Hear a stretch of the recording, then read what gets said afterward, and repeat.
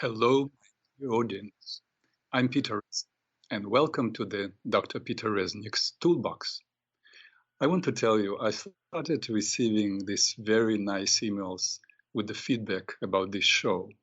Thank you to all those who take time to write notes. It does feel good. Today, I will continue our conversation about the night dreams. I want to remind you if you want to call in and share your dreams with us, I will be very happy to work with you on your dream so you and our audience may benefit from the experience. And the number to call is 888-874-4888. Again, 888-874-4888. And those of you who would like to write me an email with your questions or comments can send me an email to drpeterreznik@gmail.com. But before we start our talk on night dreams, I would like to do a little show and tell. Well, it's a radio show. I can do only the tell, not the show. In truth, I just would like to share with you what I'm working on to make this show interesting for you. The first thing I wanted to share with you, and that's a quick side note for any of my listeners who are health professionals. By now, hopefully, you know a little bit about what I do and the tools I use in my practice. And I gave an introduction to the tools, an overview of the tools in my first show on December 1st.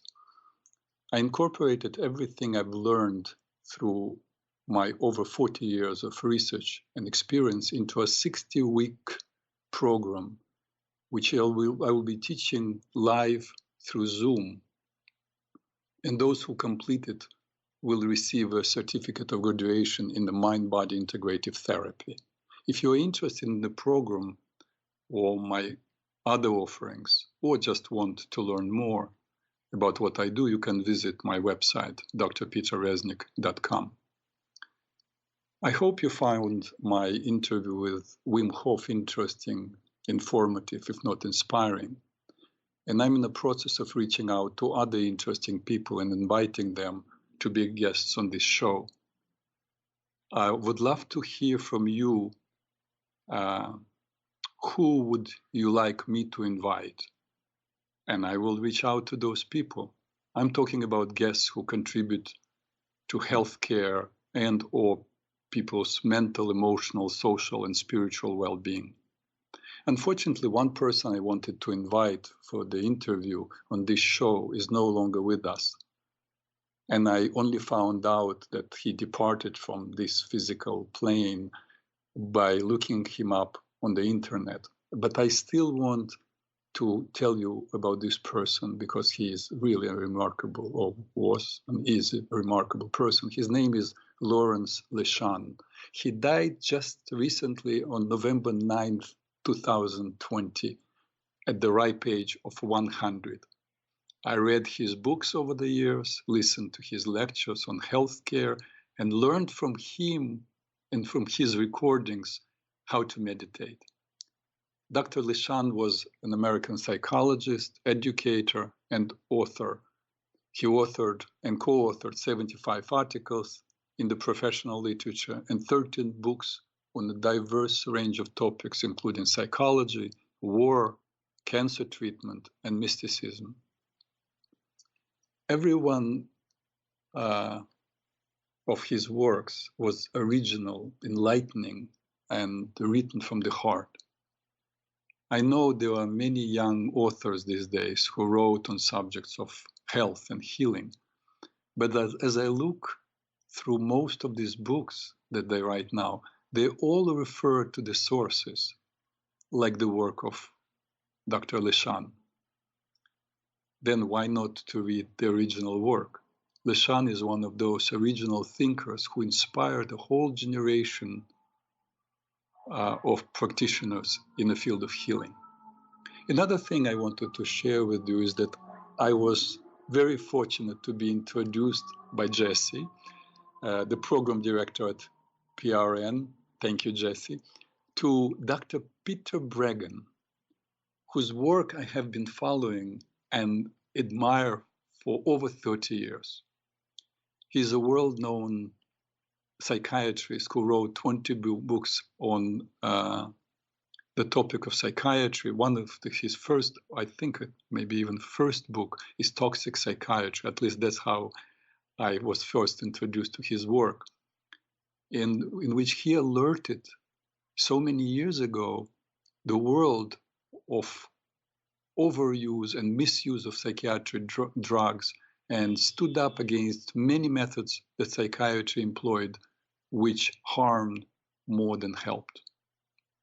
Not only Dr. Bregan and I connected through email, but he invited me actually for an interview on his YouTube channel, which was really a wonderful experience.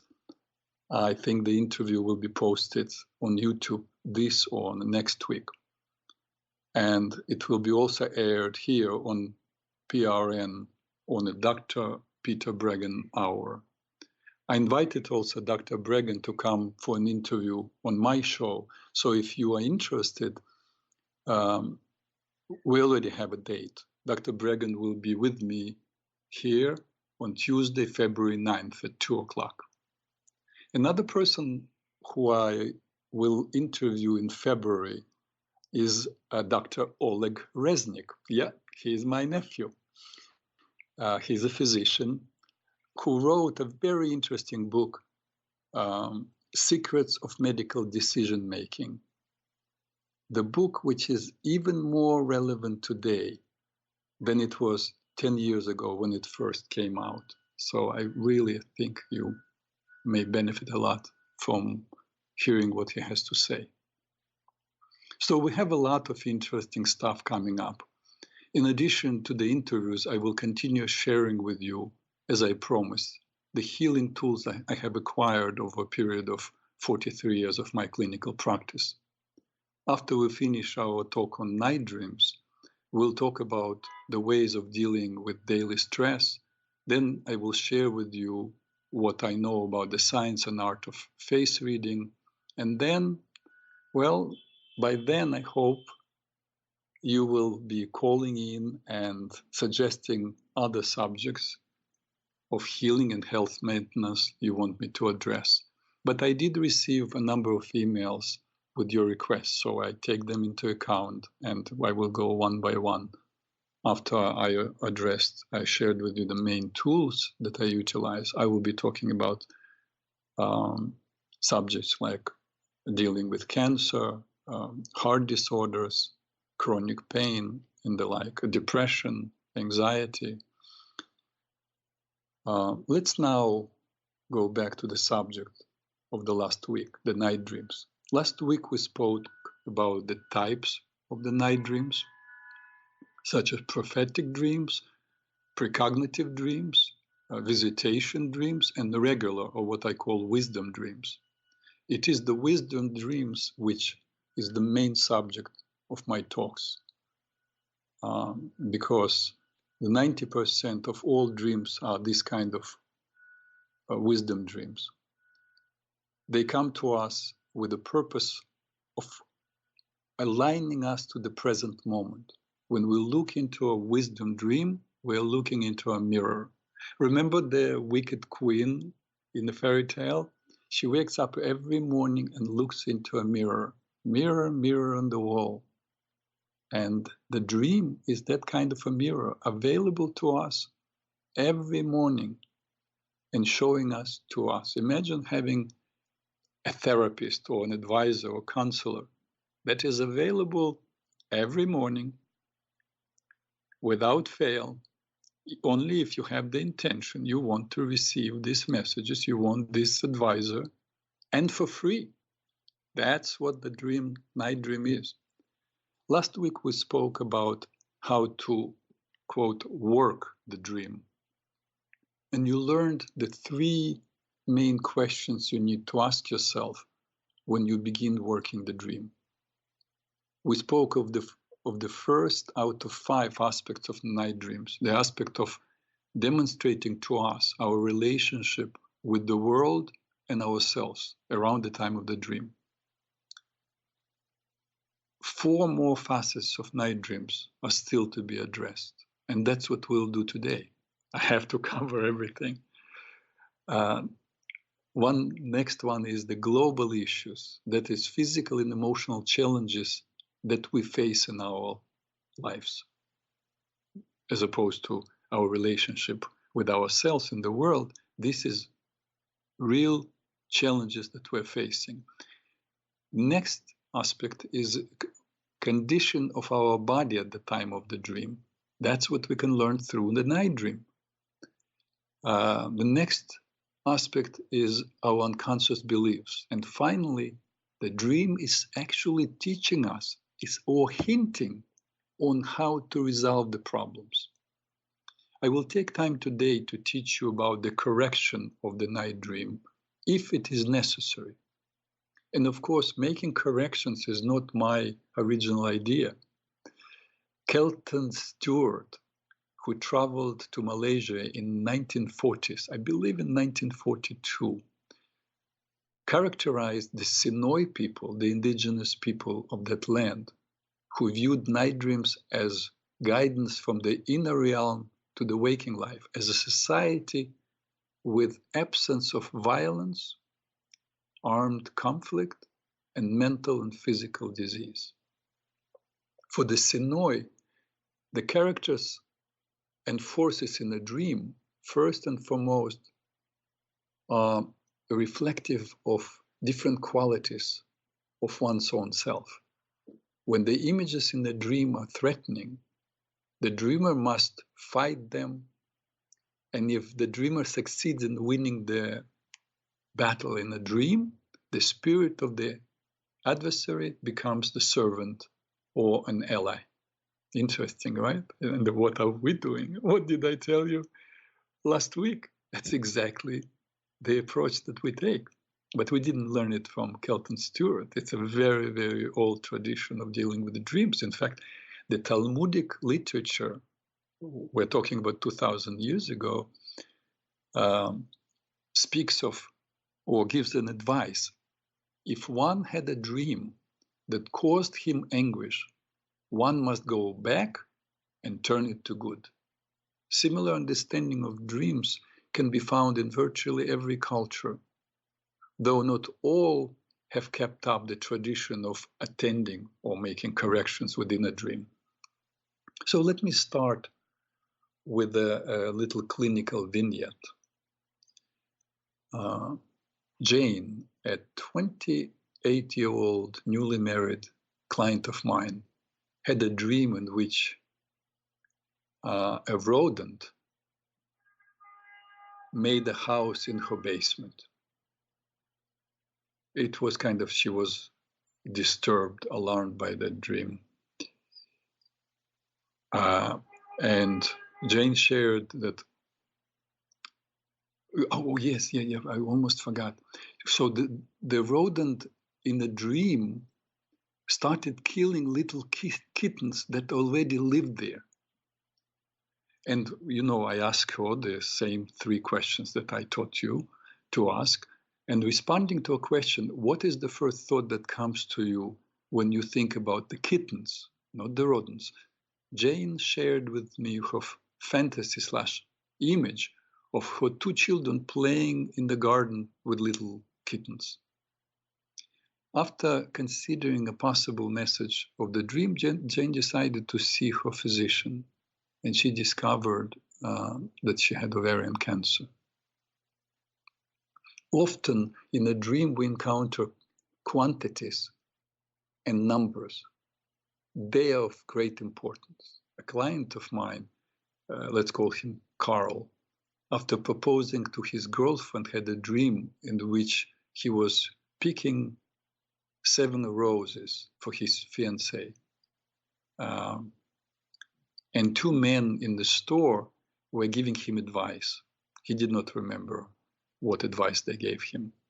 Understanding the numbers, 2 men, and 7 roses, helped Carl to realize and address the ambivalence he felt about the future marriage. We'll go in detail about the meaning of numbers. You may wonder, What do numbers have to do with us? Why are numbers important?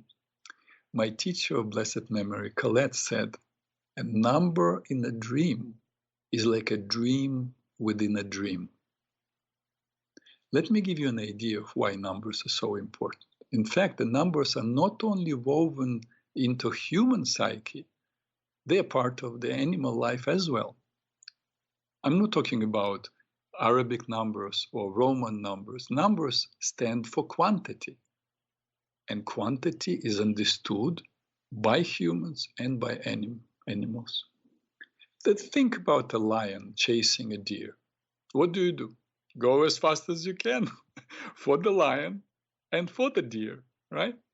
And imagine for a moment, it's a horde of deer, and suddenly they run in different directions. As the lion started running, for a moment he will stop, pause, not completely, but where do I go? Do I go after this one or that one? And so the same with humans. You go up the flight of stairs, and suddenly you have the corridor. You can go to the left or to the right. Where do I go? So what is the meaning of number 2? Divided mind, conflict. What was about a lion chasing a deer? What do? Go as fast as you can. This is it. What's the meaning of number 1? Centeredness, focus. But once the deer ran in different directions and he had to choose, that's the meaning of number 2. Where do I go? To the left or to the right? So 1 is focus, 2, conflict. And the higher we go in the meaning of the numbers, the more the numbers are meaningful only to humans. So let me give you the meaning of each number. Of course, if you have a pen, you can write it down. If not, just hear me out, and then you can always go, remember, in our archives and listen to this show again and write down the meaning of numbers, because it's very important. Anytime you have a dream, not even just a dream, if you begin to pay attention to numbers that happen, that you are facing in your life, they will tell you a story. They happen there not by a chance. There is a word, synchronicity, meaningful coincidences, and you will find that they're so meaningful, it will amaze you. So the meaning of number 1, as I said, is unity, oneness. Number 2, conflict, divided mind. Number 3, synthesis, bringing yourself together after being divided. Number 4, construction, home, marriage. Number 5, creativity, love, sexuality. Number 6, reunion, health, construction and synthesis on a higher level. Number 7, ambivalence, possibility to growth or destruction. 8, something from the past that has not been resolved.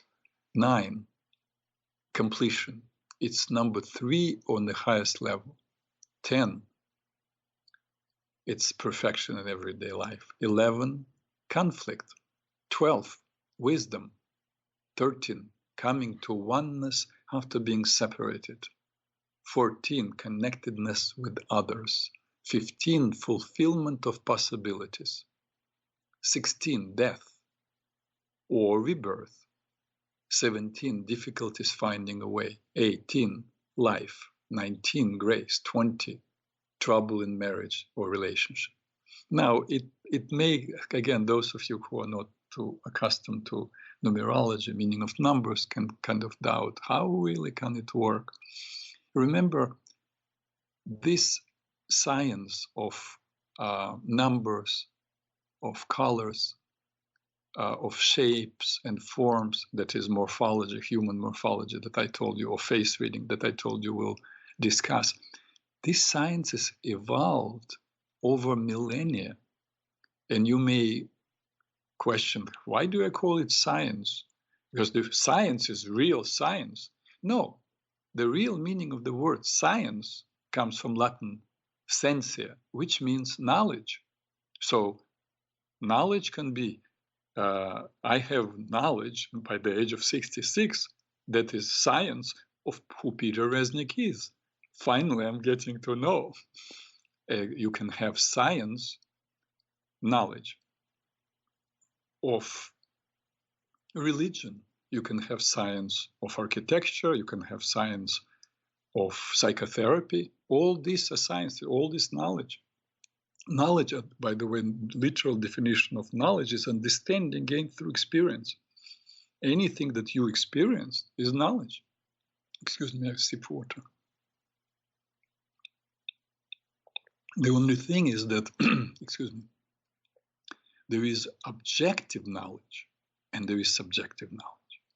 Objective knowledge is the one that everybody can experience, observe the same way.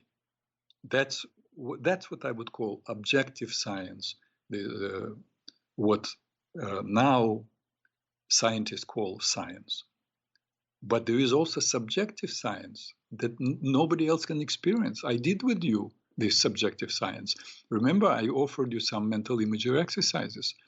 And if we would have 10 people sharing with their experiences, the experiences would be totally different. The subjective science of love. People experience love differently. People experience observing beautiful places, just watching the sunset or sunrise. It's a different experience for a different person. And yet it's still knowledge gained through experience. So it's also science.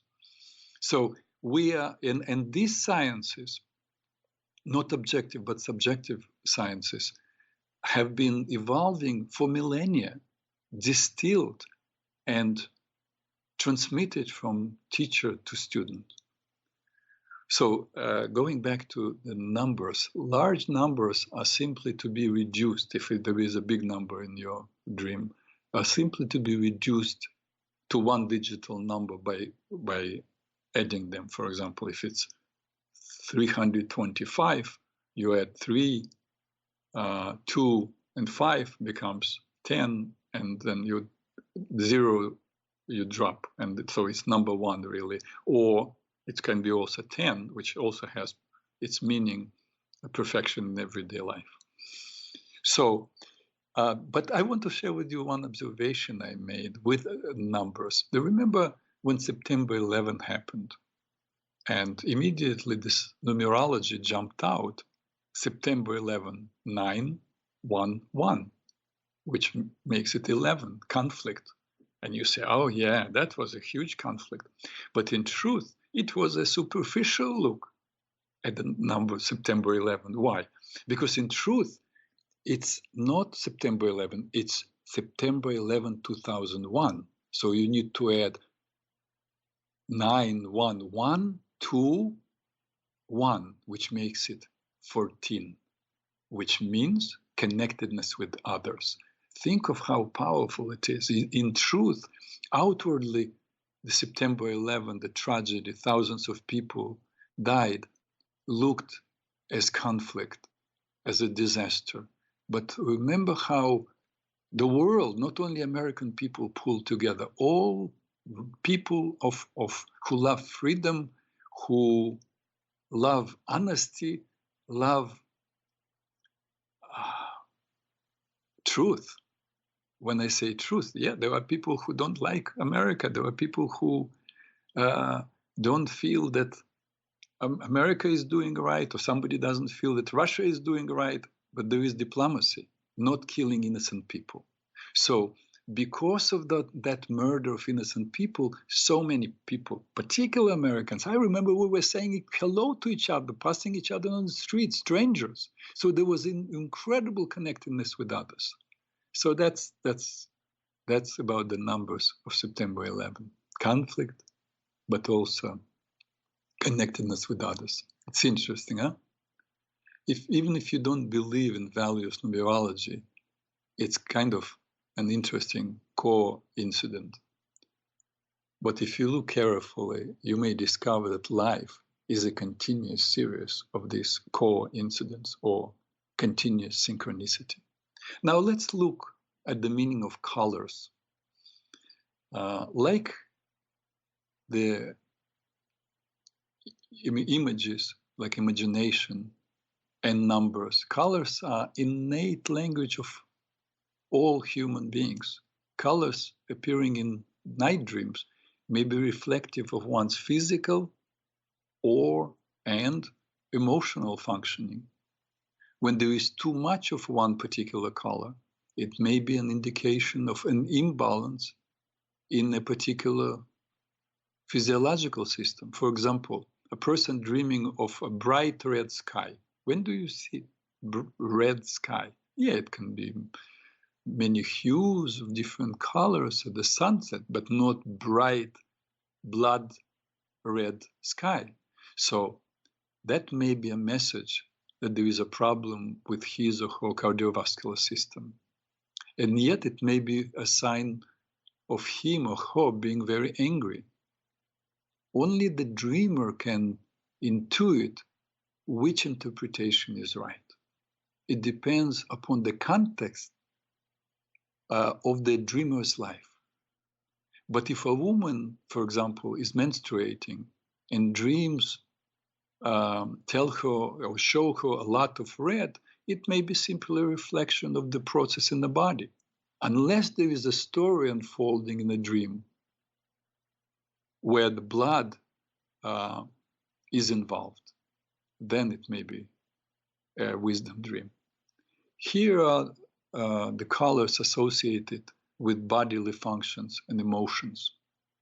Red color, it's our cardiovascular system, but also it's sexual energy. It can also can be fury. In fact, black combination of red and black is fury.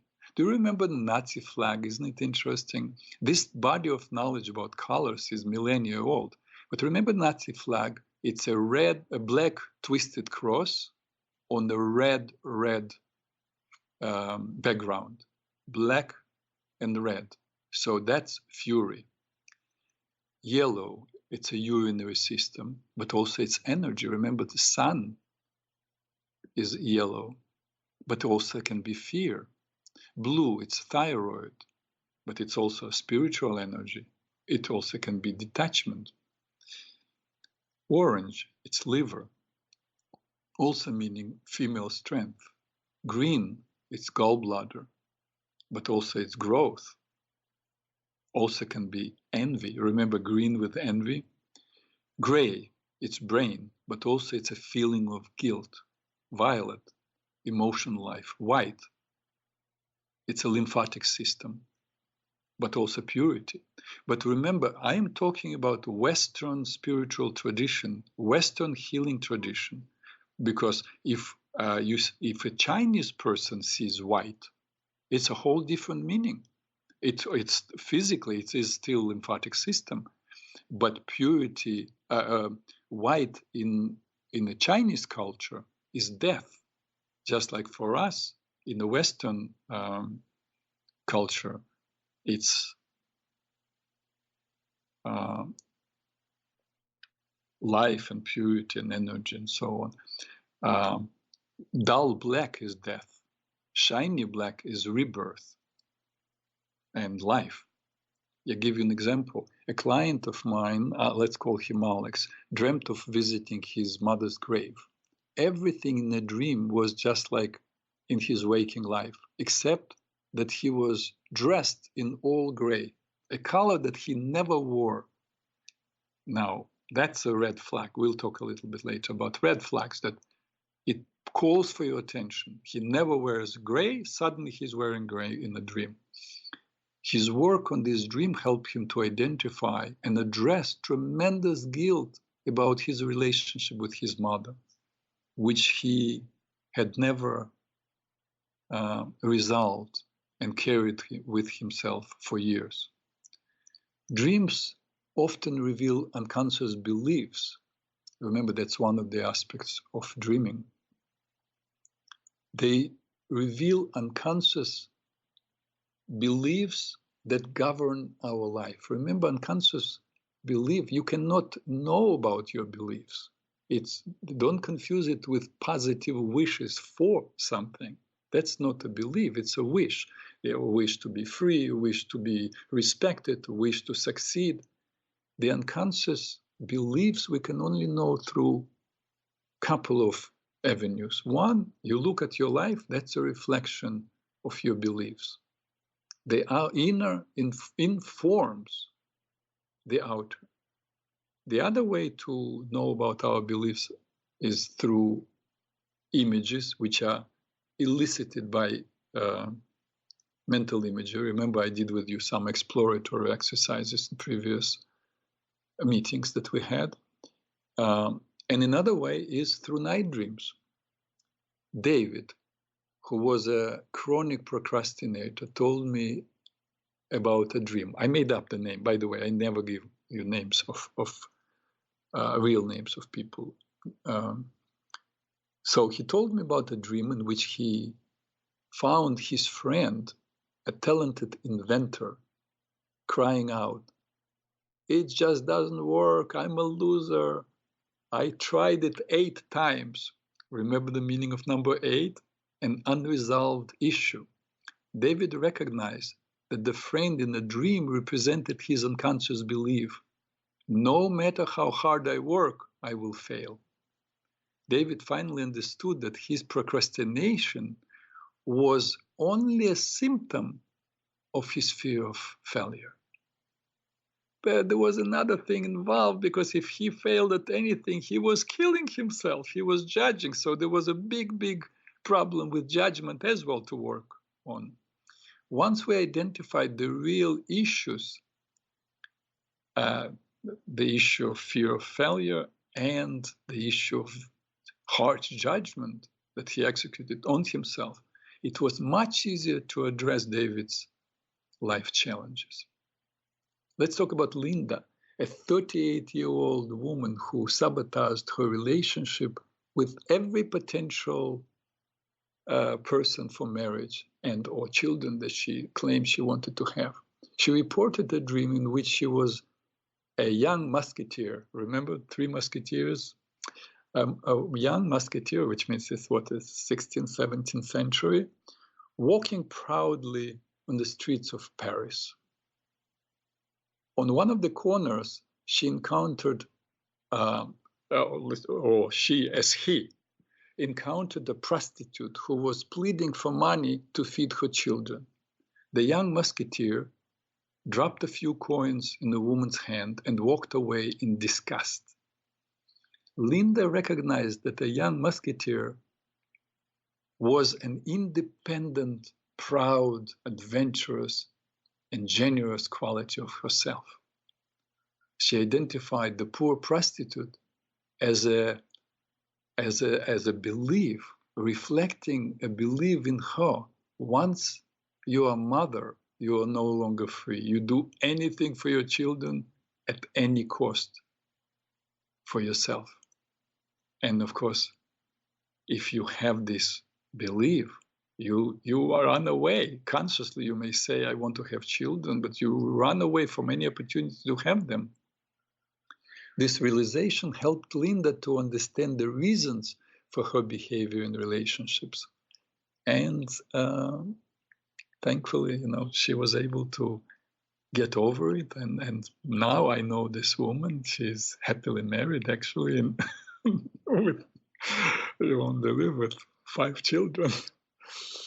Now, so far I have discussed understanding the dreams as they relate to our waking life. But understanding the dream is only the first step. The next step is making change, if it's necessary. If the dream clearly indicates that there is a physical problem, the best thing to do is to go for medical checkup.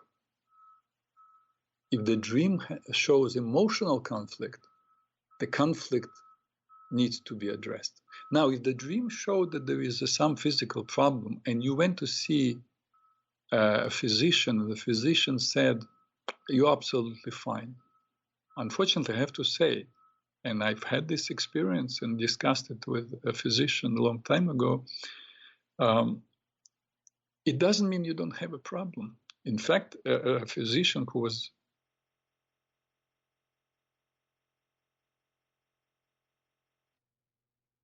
may not be able to identify or to uncover or see on our means of examination, whether it's an X-ray or tests, the problem yet. But the problem is already energetically there. And it's possibly caused by some emotional disturbance. And if the emotional disturbance is not resolved, the problem will indeed occur in the place where you are dreaming it's happening. So do not neglect it, which means if a person is having chest pain, goes to see a doctor and the doctor says, no, you're absolutely fine. You have to ask yourself, what is on my chest? And if something comes to you, some conflict, you better deal with what's on your chest, okay? Our night dreams are reflective of our waking life. As waking life changes, so do the dreams. By correcting a problem in a dream, we can stimulate the changes in our waking life. To make a correction in a dream, you do not need to go back to sleep. The correction can be successfully made as an imagery exercise. To make a correction, just sit quietly in an upright position, close your eyes, and mentally state your intention. For example, I'm doing this exercise with an intention. Let's say you had a dream where you were captured by enemies, with an intention to find freedom. Then go back into the dream to the greatest distress, and use your will and imagination to make a resolution to your liking. In the example above, you can kill your captors, you can bring police and put them in jail, or you can make peace with them. It all depends on who you are, your personality. Never pre-plan how you will act before the beginning of the exercise. Do what feels right in the moment. Remember, in the world of imagination, everything is possible. Okay? I'm thinking now about what other examples I want to give you. Sometimes the issue or issues in our inner life are so important that our unconscious sends messages over and over again. This is when we have repetitive dreams. The messages are often an invitation to deal with the issue. For example, if you find yourself getting lost in many dreams, you go somewhere, you cannot find your way. You take a train, the train goes to a different station that you don't know. You may be consciously unaware of the need to make a decision or find your way. If you dream of doing something tedious, you may be unaware that it's time to move on. That consciously you may be saying, oh, I'm paid well, I'm happy with what I do, but deep inside, your unconscious knows the truth. It was something just came to my mind a long time ago. I don't remember where I read. I remember it was an article or a night dream, but I remember the title, Nazi, the dreams of Nazi Germany. And so remember, oh, right, I remember. The book was called Hitler's Willing Executioners. Yes, no, I remember. It was a book, actually, someone's either doctorate dissertation or master's thesis on World War II, which was so good that eventually it was published as a book. And one of the chapters was the Nazi Germany dreaming, something like this, or dreams of Nazi Germany. And what the author was saying is many people supported Hitler. You know, The whole idea of racial purity and being proud and your fatherland, a lot of people, some people resisted and many supported because they benefited from what Hitler was doing. But the night dreams that many people reported were about falling into an abyss, of being captured and not being able to come out of some dungeon, or being lost in a maze. And many people reported falling down, not being able to stop the decline, sliding down. We're talking about like thousands and thousands of dreams. Why?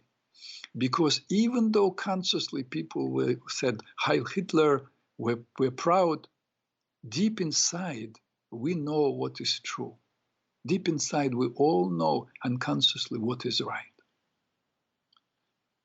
If you dream that you speak on the phone but cannot hear the person with whom you speak, the message may be that you are not listening, you refuse to hear somebody, or literally that you cannot hear and you need to go to see an ear doctor.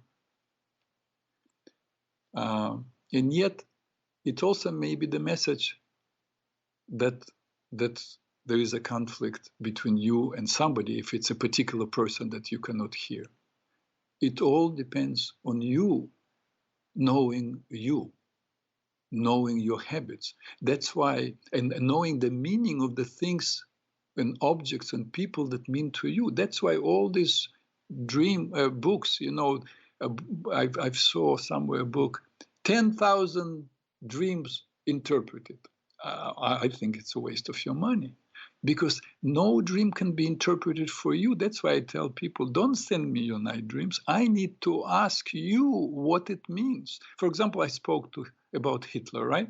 And if I say, what's the first thought that comes to you about Hitler? And you may say horror. Like for me, it's devastation. So many people in my family were murdered. And somebody else, some neo-Nazi will say, if you say, what's the first thought that comes to you about Hitler? And he will say, a hero, a true leader, right? So if this person would be asked by someone like me, who asked the meaning of the characters in a dream, what's the first thought that comes to you? And he would say, a great leader. I would say, now, how do you relate to that leader? What does Hitler do in your night dream? And he said, well, he is contemplating, he's standing in front of a map or something like this. I would say, well, there is a leader part in you, there are a part that you don't necessarily know, but it's already searching for something on the map. That is, you might be the leader and you want to relocate or look for some changes in life. You understand? So the meaning is totally different of the same person or the same object, or totally different depending on the person. When the dream involves any problems with bodily functions, simply notice how you feel and trust your intuition. Remember that a repetitive dream is only a call for attention. But I would suggest anytime you have a dream about some physical problem, notice if your intuition says you need to have a checkup, do go and have a checkup. A nightmare is another call for attention, but with greater urgency. Something frightening is happening in your life, whether you're consciously aware of it or not. There is a conflict that must be addressed. The questions to ask upon awakening are, what qualities of myself do I see? How do I relate to those qualities? How do they relate to each other? Because there may be many characters. If this dream was a story, what title would I give? I'm just repeating to you these three questions that I already told you about. If you can answer these questions, you may get an insight into the issues that you are facing in your life at the time of the dream. But even if you do not understand the full meaning of the dream, it is still beneficial to make a correction of a disturbing dream. Remember, a night dream is not only a reflection of what has been happening in your life till the moment of dreaming, but also a blueprint of what is to unfold in your life in the days to come. Do you like what you see? If you do not, make a correction. You have the opportunity to chart your waking life, the course of your life, from within your inner world. Understanding of a dream is only half of the work. The other half is making a correction if needed. So I want now to repeat one more time, even if you're not writing it down, it's very simple. How to make a correction. You sit quietly in the upright position, you close your eyes, and you state your intention. For example, if in a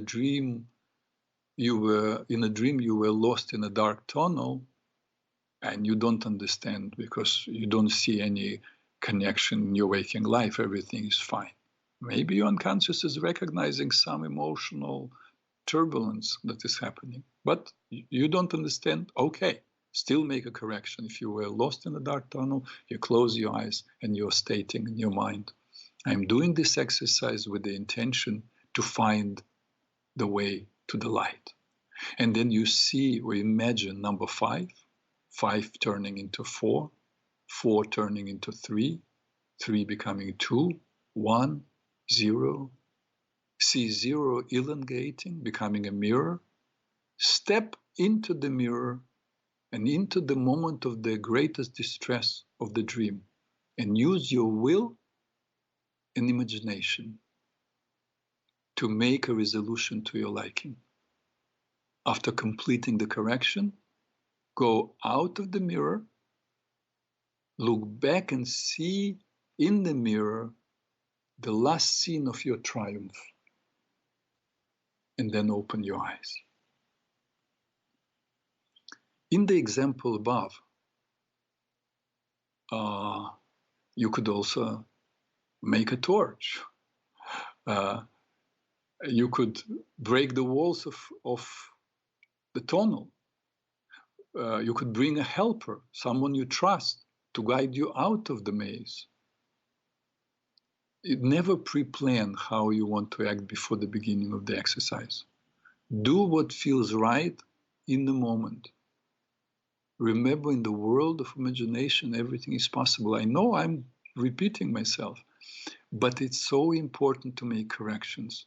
You know, I actually, over the years, I've taught so many courses of night dreams, and some people even created dream communities, which means after they took my course, in the past it would be usually 8 or 9 week course, and then some people of the course decided to get together every other week and share their dreams. And I know a couple of dream communities still exist in New York, you know, for more than a decade. I encourage people to share, adults to share with their children what they know about night dreams and share their night dreams within the family. That promotes a lot of closeness and understanding of each other. Let me quickly, I'm looking at the clock now. I want to share with you something else. I want to tell you about since we're talking about children, about children's night dreams. Researchers find that children begin to dream as early of the age of 3. These dreams are generally very short, and other characters in the dream usually passive, and there is not much action, and the person usually does not see himself, or the child see himself or herself acting. Generally, the child before the age of 5 or 6 lives emotional life of the mother. And so if you notice that your child is waking up at night, notice in what state the mother was. If you had arguments, if parents had arguments, the child will wake up. After the age of 5 or 6, dreams double in length, and there is an increase in physical and in interpersonal activities within the dream, though the dreamer most of the time still remains passive. Around this age, children begin to report dreams with animals, monsters, and frightening figures which threaten their lives and those who they love. And just like adults, children's dreams are a mirror of their soul, they reflect their emotional development. They're also a stage upon which different qualities of the dreamer are displayed. And finally, they're an opportunity for parents to investigate the drama in their child's inner development. So I would very much encourage you teaching your children about dreams, encouraging them to share their dreams. Let me tell you about one child I remember shared with me actually a dream. His name was Alex. That was many years ago. I can tell you now because this Alex is a grown person now. At that time he was 6 years old and his mother was 8 months pregnant. Now he had a nightmare, and the nightmare Alex started having nightmares, and he also started wetting his bed and acting out in school. In a dream, Alex and his mother were attacked by a monster who was trying to open his mother's belly and to take away the baby. Alex's favorite cartoon character happened to be a Spider-Man. So I told Alex that in the world of images, everything was possible. First, I asked him to practice on imagining me having 2 noses and 4 ears. We laughed a little bit. And then I asked him to become a Spider-Man. And I asked Alex to close his eyes, become a Spider-Man, and go back into the dream with the intention to protect his mother. Alex defeated the monster, put him in a cage, and sent him in the cage by UPS to prison. The nightmares never came back, and the boy stopped wetting his bed. Now, who was the monster in the dream? Was it Alex's own fear of losing his mother to the new baby? Was it his unconscious desire to destroy the newcomer, the little baby? Was he seeing his mother's vulnerability and did not know how to protect her? Was it none of the above? We don't know. We do know that as he defeated the monster and sent him to prison, the quality of his waking life changed dramatically. Alex's behavior in school improved, and he stopped, as I said, wetting his bed. So that's the wonderful thing. And I would like to end the story. Just pleasant for me to remember because the kid was very loving. Actually, the last scene was when he defeated the monster. And I said, "And what do you do now?" And he said, "I take my mother to the summer." So his idea of the best thing in the world was summer. So he took his mother in the summer. His mom heard it and cried. So I want to end our meeting today with a poem. You probably heard Khalil Gibran, a wonderful poet from Lebanon. The little book he wrote, he wrote many books, but from the prophet. And the woman who held the baby against her bosom said, "Speak to us of children." And he said, "Your children are not your children. They're the sons and daughters of life's longing for itself. They come through you, but not from you. And though they're with you, they belong not to you. You may give them your love, but not your thoughts, for they have their own thoughts. You may house their bodies, but not their souls, for their souls dwell in the house of tomorrow, which you cannot visit even in your night dreams.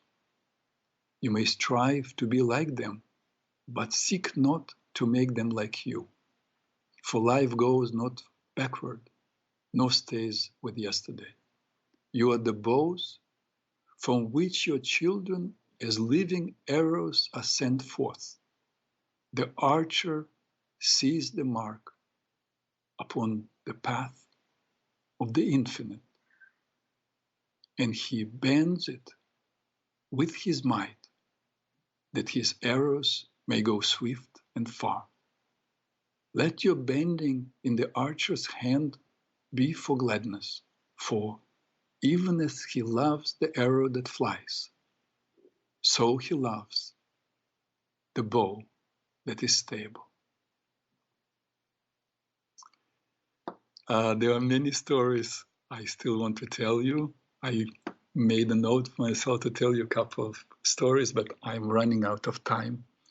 So I want to thank you for being with me today.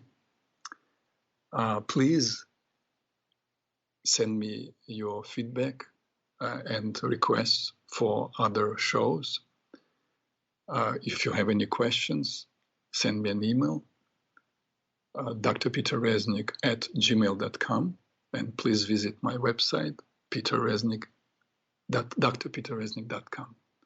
And that's all for today. Thank you for being with me on this journey. I hope to have your ear next Tuesday. Peace to all who want to live in peace. Adelante, get up to the beat, adelante to the beat, ay segunda. Come on baby, hit it, take it, move it, keep it, move that rumba. I don't wanna do the mambo salsa tango.